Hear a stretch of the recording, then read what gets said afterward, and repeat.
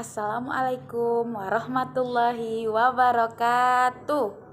Nah, gimana kabarnya anak-anak ibu sekalian? Sehat? Alhamdulillah. Nah, sebelum kita memulai pembelajaran, marilah kita membaca basmalah terlebih dahulu. Bismillahirrohmanirrohim. Nah, anak-anak ibu semua masih ingat nggak pembelajaran kita pada minggu lalu? Ada yang masih ingat? Nah, betul, pembelajaran kita minggu lalu tentang negara-negara di ASEAN, negara-negara di ASEAN. Nah, ada yang masih ingat nggak berapa jumlah negara-negara yang ada di ASEAN ini? Coba Kiki, berapa jumlah negara di ASEAN, ingat nggak? Nah, betul, negara di ASEAN itu berjumlah 11. Nah, coba Wirda, negara apa aja yang kamu ingat? Nah, betul, Indonesia, apalagi? Singapura, betul, Thailand, Filipina. Nah, ada lagi? Ada lagi yang tahu apa-apa aja negara-negara di ASEAN? Iya, alhamdulillah anak-anak ibu sudah paham dan sudah mengetahui negara-negara apa saja yang ada di ASEAN.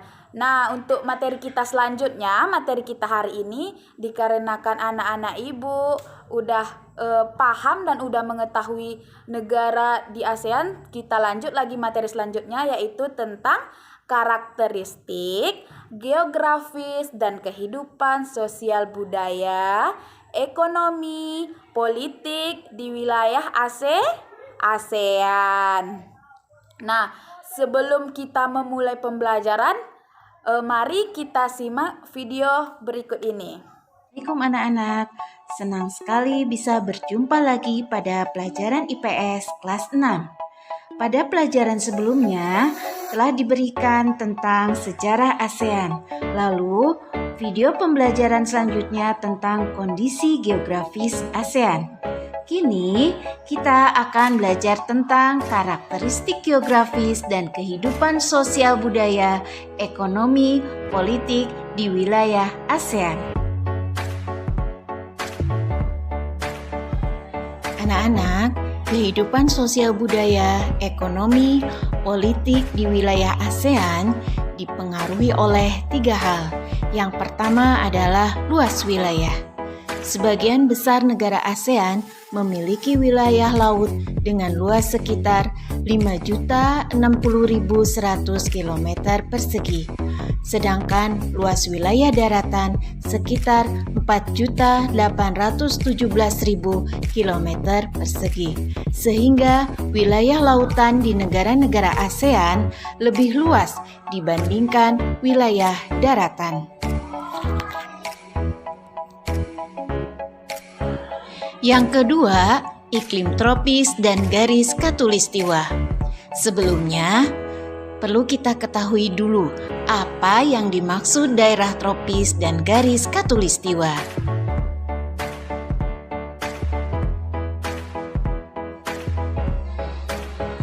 Daerah tropis adalah daerah sekitar garis khatulistiwa yang beriklim panas dan hanya memiliki 2 musim, yaitu musim kemarau dan musim hujan.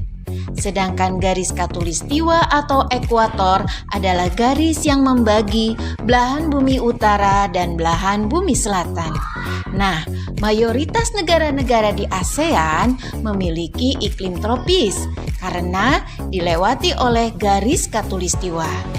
Sekarang kita akan melihat apa dampak positif iklim tropis, yaitu antara lain iklim tropis memiliki 2 musim saja, sehingga tidak terlalu sulit menanam tanaman.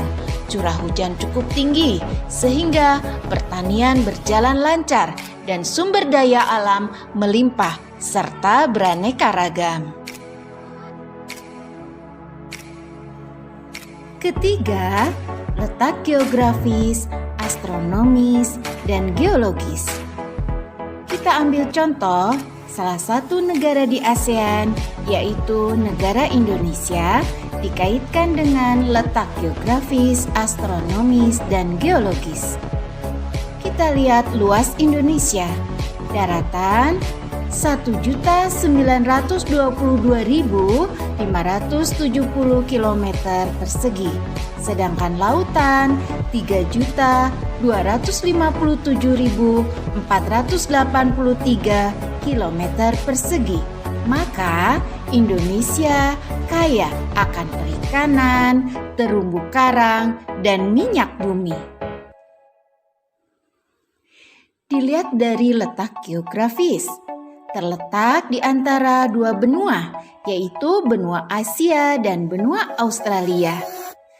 Dan Indonesia diapit oleh dua samudra, Samudra Hindia dan Samudra Pasifik. Hal ini menyebabkan adanya percampuran budaya dan perekonomian masyarakat. Begitu pula dalam bidang politik. Indonesia dan negara-negara ASEAN lainnya menciptakan stabilitas ekonomi ASEAN. Astronomis, Indonesia terletak antara 6 derajat lintang utara sampai 11 derajat lintang selatan dan 95 derajat bujur timur sampai 141 derajat bujur timur. Nah, yang 6 derajat lintang utara sampai 11 derajat lintang selatan ini menyebabkan iklim tropis. Sedangkan 95 derajat bujur timur sampai 141 derajat bujur timur menyebabkan perbedaan waktu.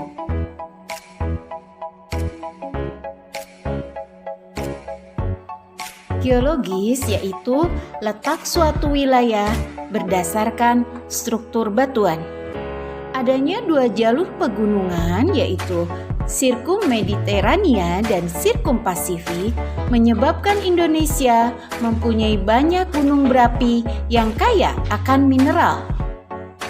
Lalu, adanya 3 lempeng yang bergerak, lempeng Eurasia, lempeng Pasifik, dan lempeng Indo-Australia menyebabkan Indonesia menjadi rawan gempa dan bisa menimbulkan pegunungan, sehingga sumber daya mineral semakin banyak.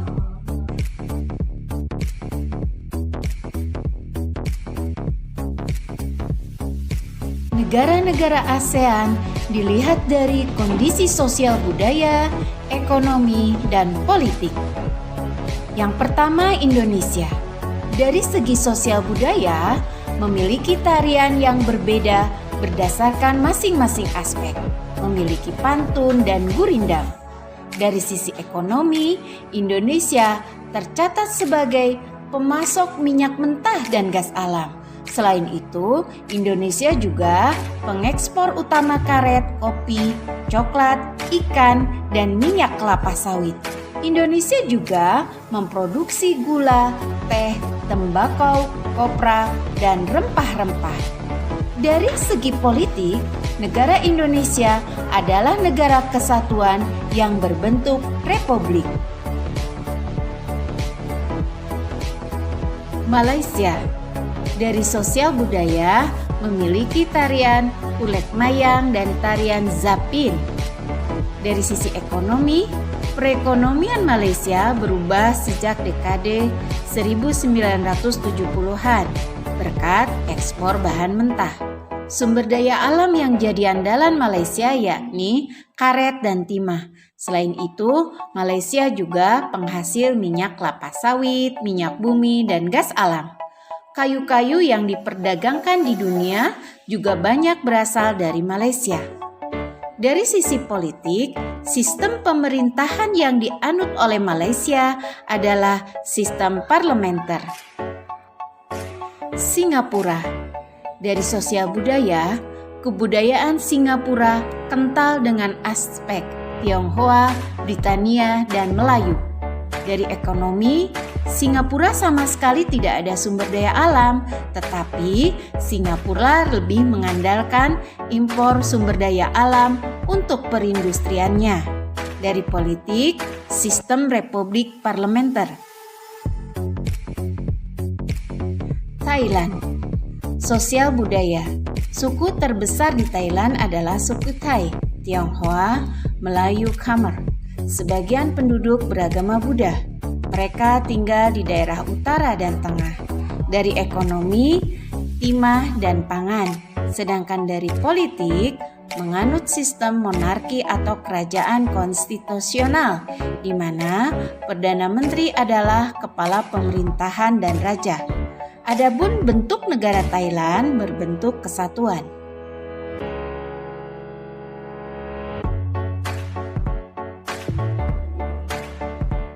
Filipina. Dari sosial budaya, Tinikling, tarian bambu tradisional khas Filipina, Bahay Kubo merupakan rumah tradisional Filipina.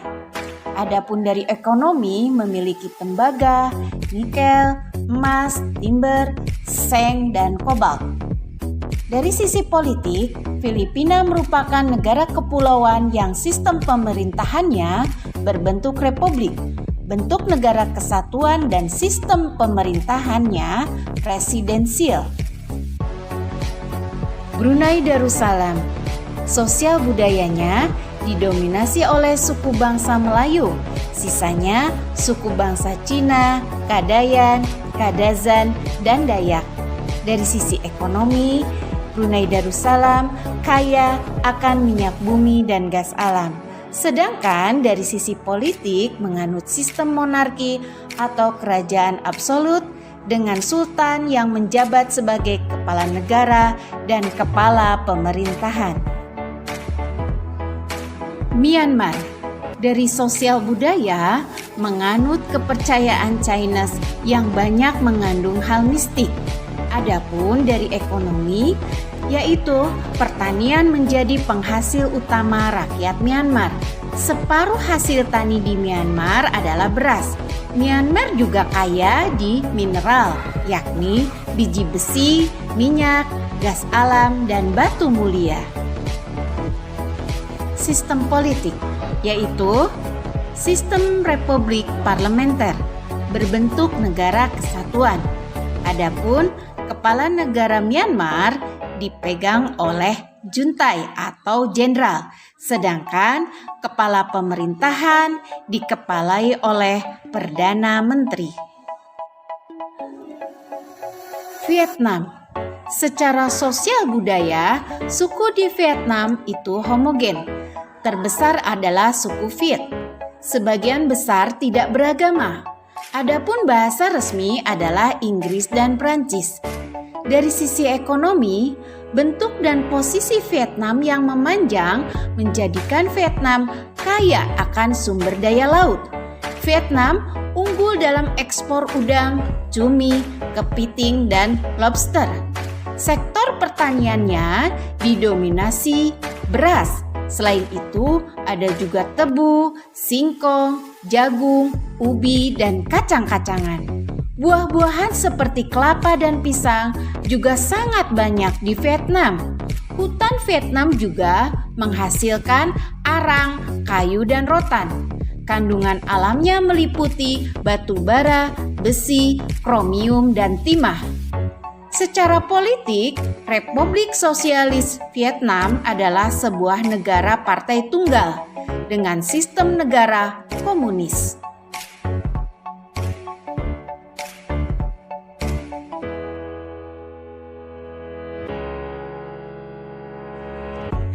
Laos. Bahasa Lao dengan agama Buddha. Adapun perekonomian Laos bergantung pada pertanian. Produksi utamanya adalah beras.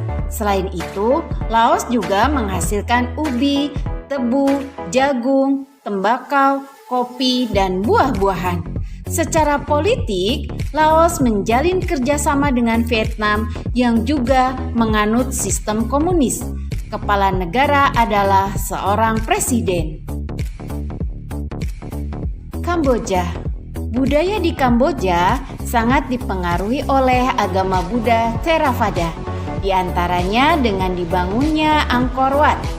Atraksi budaya yang lain adalah Festival Bon Om Tet atau Festival Balap Perahu Nasional yang diadakan setiap bulan November. Dari sisi ekonomi, dua komoditas utama Kamboja yaitu beras dan karet. Selain itu, Kamboja juga memproduksi ikan, buah, sayur, dan daging. Adapun politik berbentuk monarki konstitusional. Terima kasih anak-anak sudah menyimak tentang karakteristik geografis dan kehidupan sosial budaya, ekonomi, politik di wilayah ASEAN. Sampai jumpa di video pembelajaran berikutnya. Assalamualaikum warahmatullahi wabarakatuh. Nah, setelah mengamati video ini, ada yang ingin ditanyakan nggak mengenai tentang video yang kita tonton tadi?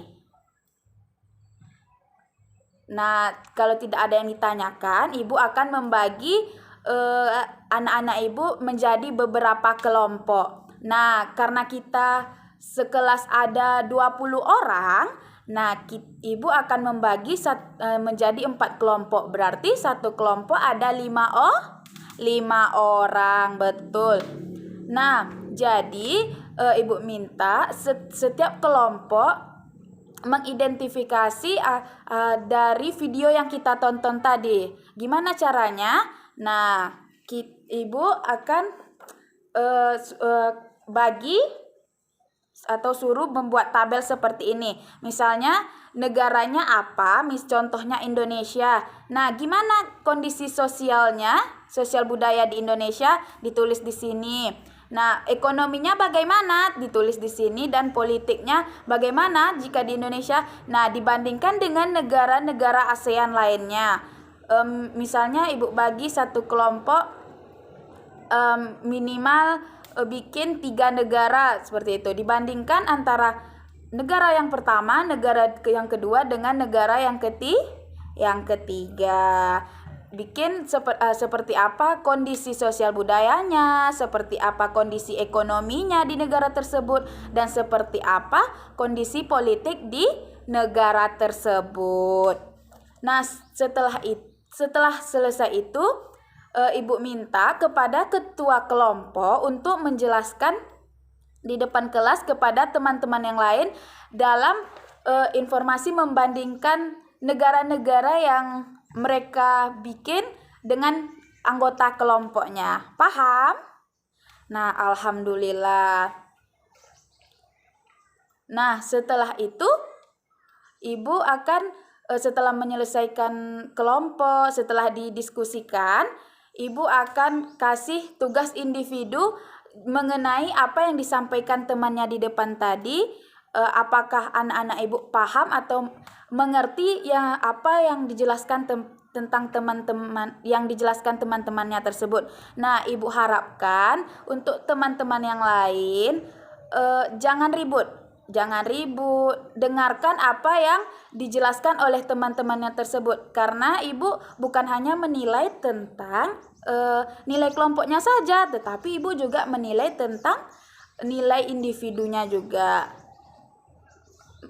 Ada yang tidak paham dengan apa yang Ibu sampaikan? Nah, kalau ada yang masih ada yang tidak paham, silakan ditanyakan. Paham semua mengenai cara bikin tabel, gimana diskusinya, paham? Alhamdulillah paham. Karena anak-anak Ibu semuanya sudah paham dan mengerti. Nah, Ibu akhiri, wabillahi taufik wal hidayah. Assalamualaikum warahmatullahi wabarakatuh.